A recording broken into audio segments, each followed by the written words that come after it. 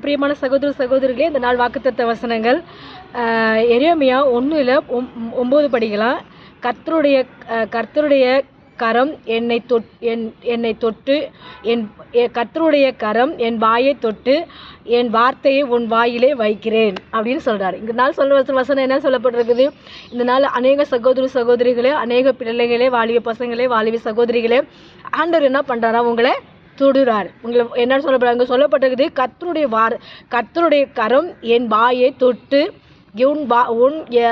உன் வாயிலே என் வார்த்தையை வைக்கிறேன் அப்படின்னு சொல்கிறாரு. அப்படின்னு சொல்லி பார்த்தா இந்த நாள் அநேக சகோதர சகோதரிகளே, நீங்கள் கேட்குறீங்க, ஆண்டவரோட பிள்ளைகளா, நாங்கள் எப்படி ஜெபம் பண்ணுறது, நாங்கள் எப்படி வசனத்தை படிக்க முடியும், எங்களுக்கு படிக்க தெரியல, எங்களுக்கு ஜெபம் பண்ண தெரியல அப்படின்னு சொல்லி நீங்கள் அநேக சகோதர சகோதரிகளை உங்களோட வாழ்க்கையில் உங்களுக்கு எண்ணத்தில் உங்களுக்கு இந்த நாளில் வந்துட்டு இருக்கலாம்.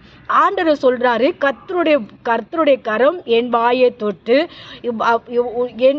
என் வார்த்தை உன் வாயிலே வைக்கிறேன் அப்படின்னு சொல்கிறாரு. அப்படின்னா நம்மளுக்கு அநேக பேர்கள் வரங்கள் அந்நிய பாஷை பேச தெரியல, எனக்கு இன்னும் அந்நிய பாஷை பேச தெரியல, எனக்கு இன்னும் அபிஷேகம் கிடைக்க மாட்டேங்குது, எனக்கு இன்னும் கர்த்தருடைய வார்த்தையை நான் சொல்ல முடியல, எனக்கு சொல்கிறதுக்கு தயக்கமாக இருக்குது, பைபிள் படிக்க தயக்கமாக இருக்குது, ஜெபிக்க தயக்கமாக இருக்குது, எப்படி ஜெபம் பண்ணுறது எனக்கு தெரியல அப்படின்னு சொல்லிட்டு அநேக சகோதர சகோதரிகளே நீங்கள் உங்களுக்கு வாழ்க்கைக்குள்ளே உங்கள் மனசுக்குள்ளே நீங்கள் கேட்கலாம், நினைக்கலாம்.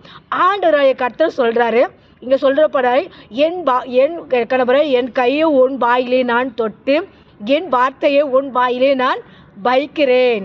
இந்த நாள் உங்களுக்கு ஜெபிக்க தெரியாத, அந்நிய பாஷை பேச தெரியாதவங்களுக்கு, ஆண்டோட நாமத்தை சுவிசேஷம் சொல்ல தெரியாதவங்களுக்கு, ஆண்டோட நாமத்தை பிரசங்க பண்ண தெரியாதவங்களுக்கு ஆண்டோட வார்த்தை இந்த நாள் வருது. ஒரு நற்செய்தி.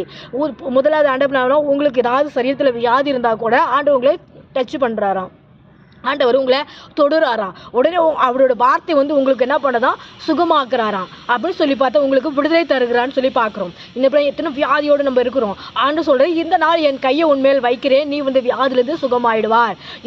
என் வசனத்தை உண்மையில் நான் வைக்கிறேன், நீ இந்த நாள் உன்னை என்ன பண்ண, நீ பலம் பெறுகிறாய், நீ சுகம் பெறுகிறாய் அப்படின்னு கூட நம்ம எடுத்துக்கொள்ளலாம். இந்த எத்தனை வியாதியோடு இருக்கலாம்.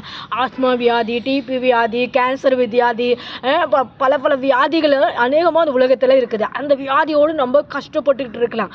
ஆண்டவர் சொல்கிறாரு, என் கையை உன்மேல் நான் வைக்கிறேன், நீ வியாதிலேருந்து சுகமாகு, நீ என்ன கஷ்டத்துலேருந்து சுகமாகு, நீ கடன் தொல்லையிலேருந்து விடுதலை ஆகு, உனக்கு வேலை பிரச்சனைலேருந்து உனக்கு விடுதலை தருகிறேன், உனக்கு குடும்ப சமாதானம் உனக்கு சமாதானத்தை உனக்கு நான் தருகிறேன், அதுலேருந்து உனக்கு விடுதலை கிடைக்குது அப்படின்னு ஆண்டவர் சொல்ல, என் வார்த்தை உனக்கு வைத்து நீ சுகமாய் வாழும் தக்கபடி உனக்கு நான் உன்னை ஆசீர்வதிப்பேன்னு சொல்றாரு. இந்த நாள் எரேமியா 1:9 இந்த வசனத்தை கேட்ட உடனே உங்களோட வாழ்க்கையை அர்ப்பணிங்க, ஆண்டவர் இடத்துல ஒப்பு கொடுங்க. ஆண்டவரே, இது சொன்னபடி நீங்க எனக்கு சுகம் தாங்க, விடுதலை தாருங்க, ஜெபிக்க தாருங்க, துதிக்க தாருங்க, இயேசு கிறிஸ்து பிள்ளைகளாக நான் மாறுறேன்னு சொல்லி நீங்க சொல்லும் போது ஆண்டவர் உங்களுக்கு அற்புதம் செய்வார். God bless you everyone. Praise the Lord.